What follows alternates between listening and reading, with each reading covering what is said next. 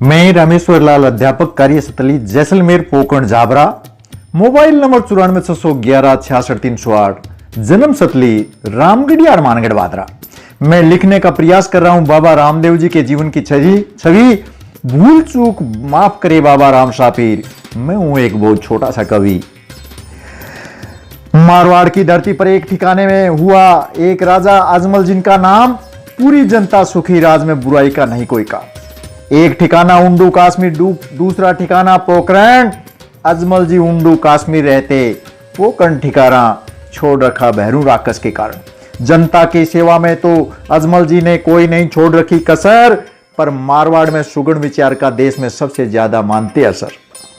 अजमल जी के कोई नहीं थी संतान, अतः उनको देखकर लोग वापिस कर जाते प्रस्थान। मारवाड़ में निपुत्रे के दर्शन सुगुण माने बहुत खोटा, शुभ कार्य है तो छोड़ो जंगल जाते भी वापिस आवे फेंक कर लौटा। जब खेत में हलोतियों करने जाते गांव के आली, बांजड़े को देख वापिस मुड़ते खेत छोड़ बंजर खाली।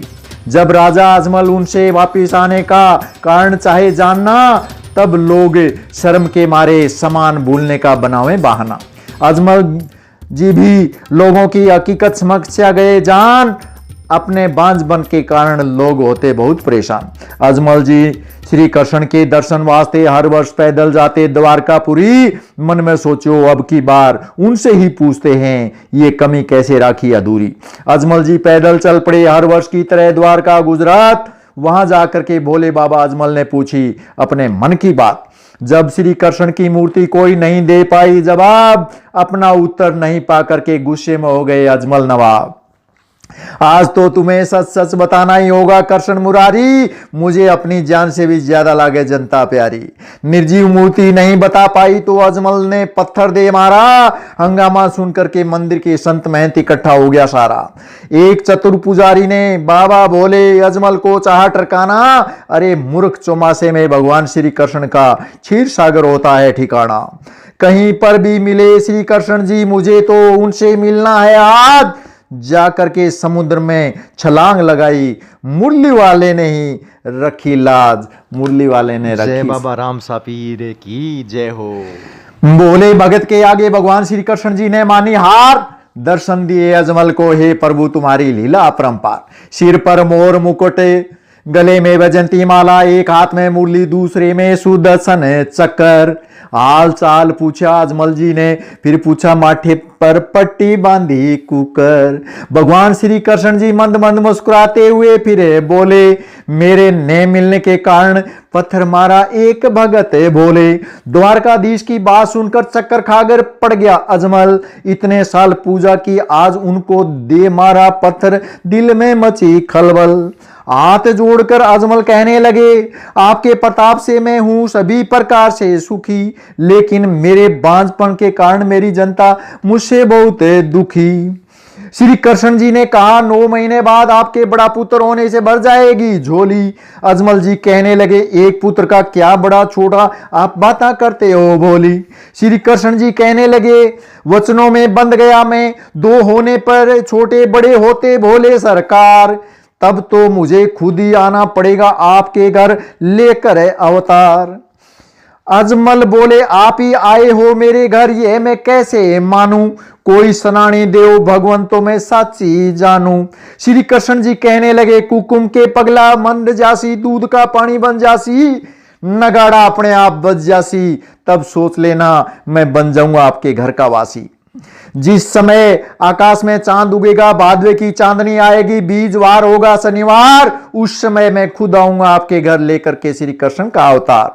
घर आकर अजमल जी सारी बातें महारानी ने बतावे। रानी कहने लगी, 60 वर्ष की उम्र में महाराजा क्यों मन के लड्डू खावे।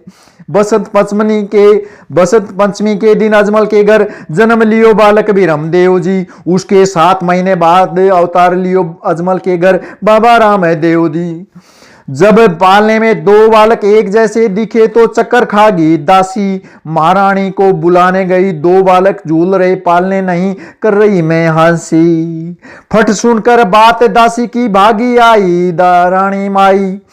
फट सुनकर बात दासी की भागी आई रानी माई, अपने लाल बिरमदेव के वह पहचान नहीं पाई। फिर सारी अचरज की बात महाराजा अजमल को बताई। नगाड़ा बजा कुकम पैर मंडे, पानी का दूध बन गया दूर दूर तक होने लगी हताई। अजमल जी ने खजाना खोल दिया, जी भर कर बांटी बधाई। खुश हो गए गरीब दिव्यांग मंत्रीगण, दासी दाई और नाई। अजमल जी व महारानी कहने लगे, हमारे पूर्व ले जन्म रो भागे जाग्यो। भगवान श्री कृष्ण जी खुद ही अवतार लेके हमारे आंगन में आ गयो। पहलो तो परचो बाबा राम सापीर ने माता मैणा दी को दिनो, दोनों हाथों में बाल किया तब उफण दो दूध साथ किनो। दूसरो परचो बाबा रामदेव जी ने दियो दर्जी, कपड़ो खा गयो घोड़ो बनायो दर्जी। उड़े आकाश वह घोड़ा अपनी मन मर्जी। अंतर्यामी बाबा उनके सामने झूठ बोले कौन, मिस्री को लूण बता कर व्यापार करे बंजारा। बाबा ने पर्चे से मिस्री को ही बनाया लूण। ब्याह के दिन घर वालों ने बाबा के लिए लड़की देखी अनेक, पर बाबा रामदेव जी ने कहा अमरकोट में नेतल के साथ ही मेरे लेख। एक बार बाबा को देखने आए तो बाबा ने बनाया बूढ़े आदमी का रूप। मन में सोचने लगे कुएं में डाल दे तो अच्छा, लड़की को प्रणाने से इसे भूप। माता मैणा दे के कहने पर बाबा ने बनाया अपना रूप स्वरूप। कंवर सा को देख अपनी पंगली बेटी को दे गए अमरकोट के महान अनूप। पूर्व जन्म में यही था श्री कृष्ण व रुक्मणी का अनोखा जोड़ा। इस जन्म में मेल के लिए नेतल ने शरीर रूप लिया पंगली कोड़ा। अमरकोट के राजा विख्यात शासक उनका बहुत बड़ा, अजमल व उनका मेल तो कहाँ गंगवा तेली कहाँ राजा भोज वाली कहावत को सार्थक किया खड़ा। रामदेव जी के ब्याह में रायका को पुंगलगढ़ भेजा, सुगुणा को लाने तेड़ा। रामदेव जी के बहनोई व राजा ने रायका को कुएं में उल्टा लटका दिया बांध कर बेड़ा। समाचार सुनकर रायका का खुद राम सापीर पहुंचे बने हुए बीन। ब्याह में अगर बहना सुगुणा नहीं आएगी तो आएगी कौन से दिन। रामदेव जी ने पुंगलगढ़ पहुंचकर आलीशान बाग में लगाया डेरा। राजा को खबर लगी तो बाग को सेना से चारों तरफ से घेरा। सेना आगे बढ़ी लड़ने के लिए तो हर पेड़ पर सुनने लगे एक तारा। सेना चमत्कार देकर पीछे हट गई, यहाँ तो बेमौत जाएंगे मारा। परंतु घमंडी राजा का दोबारा हुक्म हुआ बहुत खारा। सेना लड़कर सारी मर गई, राजा आदेश मानने पड़े, क्या करें बेचारा। पुगलगढ़ के राजा व बहनोई को रामदेव जी ने बनाया अपनी कैद। रामदेव जी ने सोचो जो बाता से नहीं माने उनका डंडा ही असली वैद। आखिर सुगना को तेड़ा भेजने हुए बाप बेटा एक शर्त पर राजी, भोणिए को मत ले जाओ। उस शर्त पर भी रामदेव जी ने मारी बाजी। रामदेव जी ने रायको को छुड़ाकर अपनी बहना को घर लाकर बनने लगे बीन। घर आते ही भोणिया चल बसा, बहना सुगना हो गई शोक में लीन। रामदेव जी को नहीं बतावे यह बात, मरना ढक कर करे पढ़ना। जब रामदेव जी के करे आरती तो बार बार कहने पर पुराने कपड़े पहनाए सुगुणा। रामदेव जी कहने लगे आज तेरे भाई का ब्याह है, फिर उदास कैसे बहना। आंसू ढलक आया सुगुणा के ठीक रहती, मान लेती पति ससुर का कहना। रामदेव जी को पता लग गया कि तेरा बोनिया संसार में रहा ना, इसलिए ही सुगुणा पुराने कपड़ों में आई, ना किया श्रृंगार गहना। रामदेव जी ने कहा ऐसा नहीं हो सकता। बोनिए को लगाई आवाज, भोणिया महल से उतर कर आया, सांवरिया गिरधारी ने रखी लाज। फिर बाबा रामदेव जी पढ़ने वास्ते नेतल से पहुंचे अमरकोट। वहां साली सालेलियों ने हंसी मस्करी में की अनोखी चोट।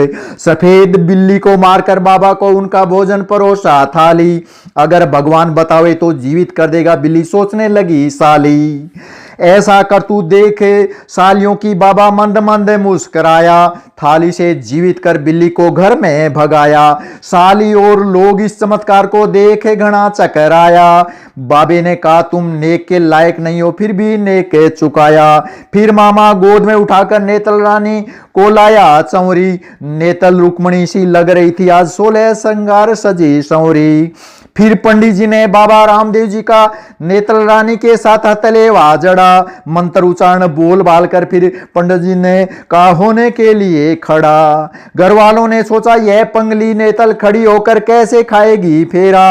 बाबा ने पैर दिए नेतल को, पर्चा भारी बाबा कोई अपरंपार नहीं तेरा। राधा रूपी डाली बाई इस जन्म में साथ निभाने पड़ी मिली एक जाल। अपनी बेटी समझ पाला पोसा बड़े चाव से जाति का एक मेघवाल। बाबा का भगत बाणियों विदेशों में करने गया था व्यापार। लदी समान से जहाज लगी डूबने, बाबा को किया याद तुम्हीं लंघाओ बेड़ा पार। बाबा रामदेव जी याद करते ही फौरन आए और दिया जहाज को सहारा। बाणियों परचो पागे चरणों में गिर गयो, जिंदगी भर मानूंगा एहसान तुम्हारा। अर्जी बाटी सुन्नी रोई में चरावे एक सावन के महीने भेड़ बकरी। इतने में रामदेव जी आ पहुंचे, वहां कहने लगे बकरी दूध पिलाओ भूख लगी बड़ी हकरी। हरजी बाटी कहने लगे बाबा कैसे पिलाऊं दूध बकरी सारी बाखड़ी। बाबा रामदेव जी कहने लगे जाओ तो सही, निकालो दूध उस बकरी का जो धोरे पर चढ़ी। हरजी बाटी गया मन मार के, दूध तो नहीं पर कौन जिदे बाबा के आगे। जाकर देखो बकरी लेवा बरेड़ी, रामदेव जी को दूध पिलाया भागपुर ले जागे। उसी दिन से रामदेव जी की सेवा में लीन हो गया हरजी भाटी। घर बार भी छोड़ा और छोड़ा जंगल में भेड़ बकरी टाटी। एक दिन बाबा रामदेव जी गेंद से खेलते खेलते दड़ी के लगाया दोटा। दड़ी वहां पहुंची जहां भैरू नामक राक्षस रहता बहुत मोटा। दड़ी के पीछे पीछे रामदेव जी चले हिलाते हुए अपने दोनों हाथ। एक साधु का धूना दिखाई दिया वहां जिसमें रहते बालीनाथ। जब आंख खुली साधु की तो देखा सामने एक छोटा बाल। सोचने लगा बालीनाथ आज ये छोटा बालक फंस गया भैरू के जाल। साधु कहने लगे रामदेव से बच्चे 12-12 कोस में नहीं मनुष्य का नाम। आज तुम्हें तुम्हारी मौत खींच लाई, यहां बोलो आए किस काम। बैरू राक्षस आने वाला है, मुझे पड़ेगा आपको गुदड़ी के नीचे लुकोना। बच्चे भनक लग गई तो मुझे मारेगा और तुम्हारा बनाएगा खाना। साधु बालीनाथ ने बालक रामदेव जी को छुपा दिया गुदड़ी के नीचे। बैरू राक्षस आकर कहने लगा मिनक की शोरम आवे, बार बार जल्दी भिंचे। मुनि बालीनाथ कहने लगे मेरे सिवाय तुमने नहीं छोड़े 12-12 कोस। कौन यहां आएगा बावड़ा, किसमें है आपसे भिड़ने का जोश। इतने में बाबा रामदेव जी ने गुदड़ी के नीचे से टांग अपनी हिलाई। टांग देख बैरू गुस्से में हो गयो, बालीनाथ को मचकाने लगा पकड़े कलाई। मुनि बालीनाथ को धक्का देकर भैरू राक्षस ने फेंका दूर। जाकर राक्षस रामदेव जी के पास खींचने लगा गुदड़ी का पूर। वह गुदड़ी तो बढ़ने लगी, बन गया द्रौपदी का चीर। भैरू राक्षस के पसीनों छूट गयो, परचो दिखावे बाबा राम सा पीर। गुदड़ी खींचते खींचते भैरू राक्षस हो गया मरा जैसा चकनाचूर। थक थकाकर आखिर राक्षस ने मौत मानी, नेड़े चाहा भागना दूर। बाबा राम सा पीर को छोड़ राक्षस भाग्यो बचाकर अपनी जान। मन में सोचो आज मिल गया मौसी का जया वीर महान। पीछे दौड़कर बाबा रामदेव जी ने भैरू के छाती पर रखा पैर। राक्षस गिड़गिड़ाने लगा, माफी मांगने लगा, पूछा अपना किस जन्म का बैर। राक्षस हाथ जोड़ कहने लगा मुझे मुक्ति दे दो और देओ एक बार। रामदेव जी कहने लगे स्वामण का बाकड़ा और एक मिनक हो जब लाख पर।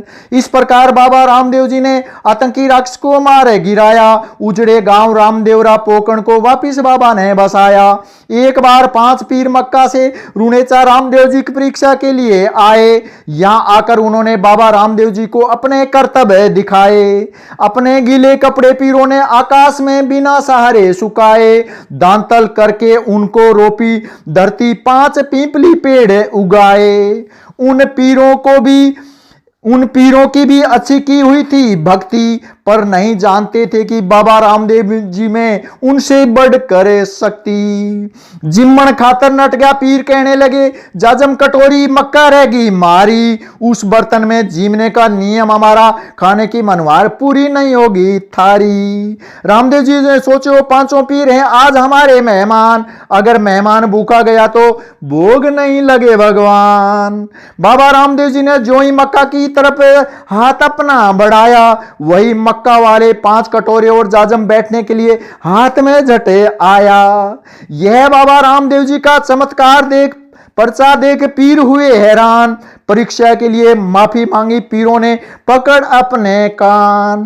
पीर कहने लगे हमें घमंड था, हम तो हैं केवल पीर, आप बाबा रामदेव जी हो पीरों के पीर, बाबा राम सा पीर। इसी कारण सभी धर्मों के लोग करें राम सा पीर की पूजा, क्यों न करें उनके जैसा लोक देवता, नहीं हो सकता कोई दूजा। जीवन में अनेक चमत्कार दिखाकर जीवित समाधि के लिए बाबा रामदेव जी ने खुदवाई अपनी कबर। डाली बाई बाबा रामदेव जी को जाते देख नहीं रख सकी सबर। यह कब्र जो बाबा रामदेव जी के लिए खोद रहे हो, इसमें अगर निकले आटी डोरा कांसी, तब तो यह कब्र मेरी होगी बाबा राम सा पीर, इससे भव सागर पार कैसे लांगसी। आटी डोरा सूत कांसी निकलने पर बाबा रामदेव जी के लिए दूसरी कब्र खुदवाई। पूरी जिंदगी साथ रहकर बाबा के भजन कीर्तन किए, आखिरी सफर भी साथ किया डाली बाई। समाधि लेने के बाद से बाबा का पर्चा पहले से ही भारी, कोडियों का कोड जड़े, अंधों को आंखें, पंगलों को पैर और आस पूरी सारी। बाबा के दर्शन छोड़ कविता सुनने से भी हो जाता है पापों का नाश। सबके फोनों पर शेयर करना, यही रामेश्वर की अरदास।